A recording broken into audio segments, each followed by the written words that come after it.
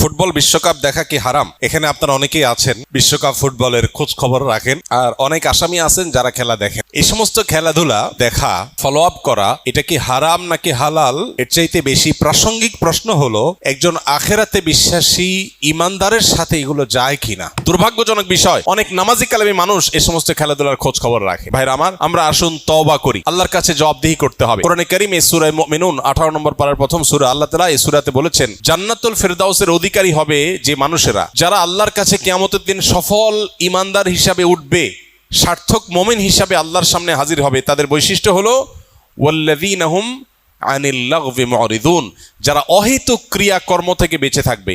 নবীজি সাল্লাল্লাহু আলাইহি সাল্লাম বলেছেন, মিন হুসনি ইসলামিল মারই তারকুহু মা লা ইয়ানি, একজন মানুষের ইসলাম সুন্দর হবে যখন সে অহেতুক অনর্থক কাজ পরিহার করবে। অনর্থক কাজ করে সে কখনো ভালো মুসলমান হতে পারে না।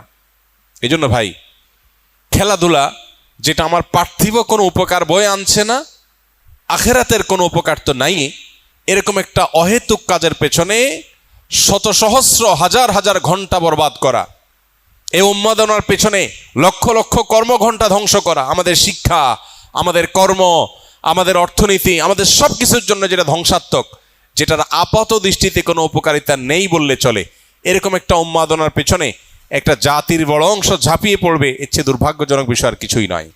এজন্য এটা থেকে ফেরাবার জন্য সেরকম সত্যিকারের দেশপ্রেমিক, সত্যিকারের উম্মাহ প্রেমিক, সত্যিকারের দেশের মানুষের কল্যাণ চায়, এরকম মানুষ আমাদের সমাজে খুব বেশি নেই। আল্লাহ তাআলা সেই মানুষগুলোকে তাদের কাজটা করার তৌফিক দান করুন। আমরা ইনশাআল্লাহ এই সমস্ত উন্মাদনা, এই সমস্ত পাগলামো, এগুলো থেকে বেঁচে থাকার চেষ্টা করবো। আল্লাহ আমাদের সবাইকে তৌফিক দান করুন।